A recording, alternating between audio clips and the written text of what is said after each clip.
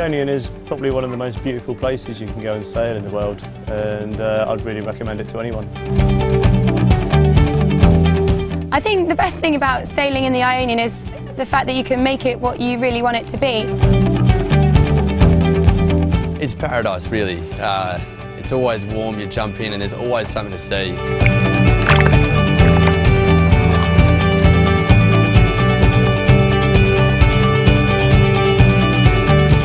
Plateria is our turnaround base there, so we tend always to be stern to the quay, outside the tavernas on the waterfront, so you jump off your boat and you're right there on the quay where all the hustle and bustle is. There's a beach right next door to where the harbour is, so you can go and chill out on the beach for a little while if you like. And there's also some fantastic traditional Greek tavernas for food as well. We haven't been to Iggy Creek before recently, but it turns out that it was fantastic. You get all the boats in a line. We had the whole beach to ourselves. It was just sailing holidays, guys. It was a brilliant opportunity on the first night for everyone to get chatting to everybody else. They put on a lovely barbecue for you, a little bit of a bonfire later on. There's water sports for the kids to enjoy. Yeah, it's really good fun there.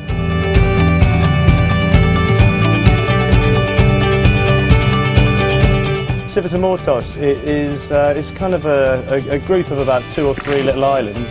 You can spend most of the day there, and then when it's time to come in the evening, you can just lift up the anchor and pop into Civita.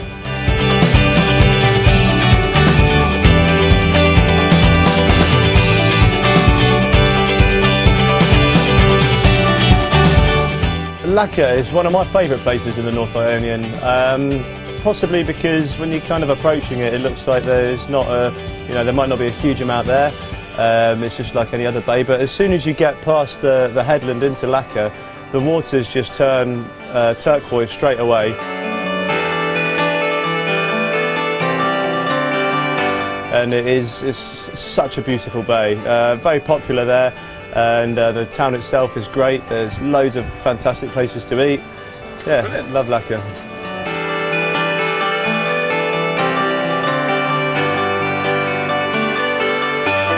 Parga itself, well, we're more up on Valtos Beach, just to the west of Parga, where we beach all the boats. It doesn't sound normal, but we run them up the beach and kind of secure them there to the beach. And then it's just a short walk over the hill through the old Venetian fortress into Parga itself. Well, Yanni the ferryman has been there for years and years and years. And he'll recognise anyone as well. If you've been there once before, I think my mum went in 1973 and he recognised her. And he's a very interesting character, always a good laugh, but he's there, he's very helpful. He'll take you to and from the town. You go into town, we like to have some cocktails on the waterfront at one of the local bars there, followed by a dinner at a place called Castello's. It's one of our favourite places. It does kind of a mix between Greek, Italian sort of foods. They do good pastas and fantastic steaks. Got a lovely glass bottom in the restaurant floor that you look down onto these wines that have been sitting there for years and years.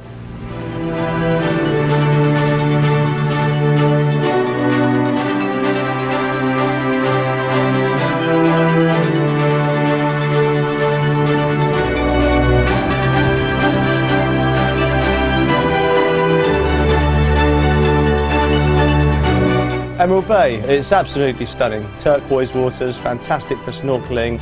There's a lovely little snack taverna bar on the beach. It's a brilliant midday stop for those that want to cut up the journey. If you're going from Paxos to Parga or back the other way, you can stop there for a bit of a swim, bite to eat. It's lovely.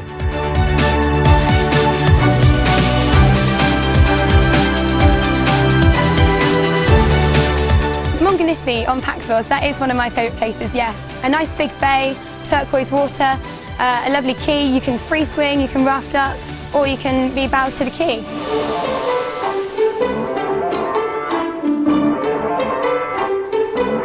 As there is only one taverna, we'll always do a group meal, get everybody together, sit down and have dinner, and then about 9:30 in the evening, the local people come down to do a bit of a show and Greek dancing. And at first they'll do 4 or 5 traditional Greek dances on their own for everyone to enjoy and have a look at and see how it's done properly. But then they'll invite the whole flotilla up to also have a go. And in my mind, it just brings everyone together because you can have a few glasses of wine, some good food, you let go and you have a good old dance.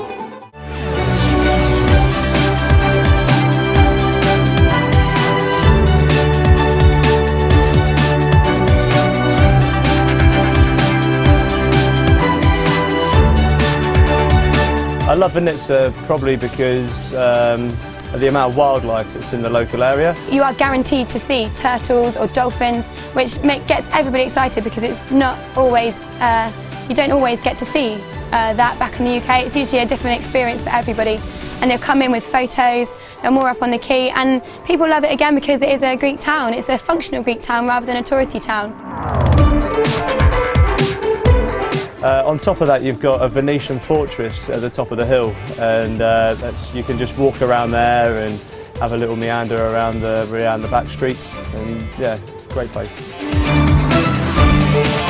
On the whole Ionian, the only kind of challenging or remotely challenging thing you'll have to do is pass through the Lefkes Canal. We make our way past Lefkes town and down through the canal. It is quite something getting about 12 boats all down through that canal. As soon as you go through the bridge, you're into the south, and it's noticeably different. There's you know, more islands, lots of little different islands you can see.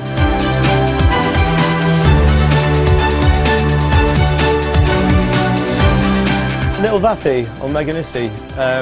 We use this place called George's Taverna, and it's great there. It's the mooring up is so easy. You've got lazy lines, you're stable in any weather. There's a lovely quay there, tiny little beach bar, taverna. You can walk round into Vathi town. There's a couple of things that you can do in Vathi town. You can walk up to a little village called Katamari, which is again a very kind of Greek non-touristy village.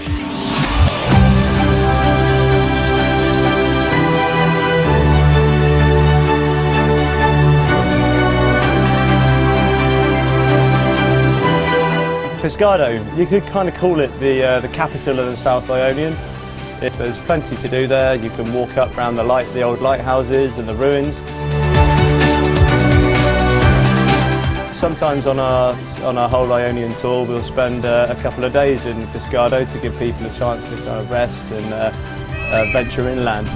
And we go to the caves in Fisgado. We'll go as a group. We take the dinghies round, or you can walk round. There are plenty of lovely tavernas, some really cool cocktail bars on the front.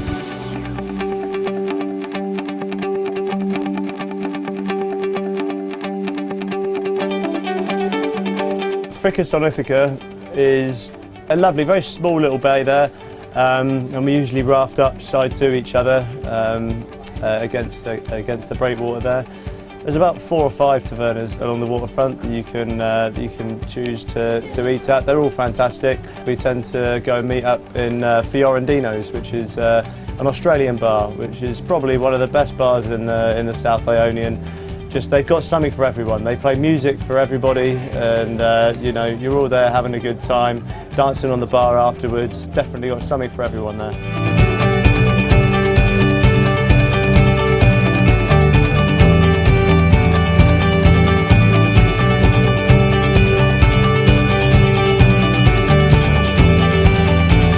I would definitely recommend someone to come on a sailing holiday because it allows people who might never have sailed before to actually have a go. You might be a sailor, or you might be very new to sailing, but we're always there to bring you in the evenings.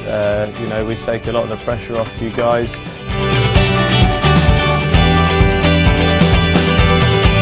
Quite often people come and they've got their own boats back home, but they'll choose to come with us because there's no dramas. One of the best things about flotillas is the social side of things. It's great fun. You make friends for life. I came on sailing holidays when I was younger, and I'm still in touch with people from then. You're on your own boat with your own family, you get your own space. But then again, once you're moored up in the evenings, you can share stories with all the other flotilla boats that are there. You can tell them about your day, what you experienced. and you really, it's something else to talk about. It gives you a chance to meet other people with the same sort of interests, get a good tan and experience some of Greece and see a different place every day.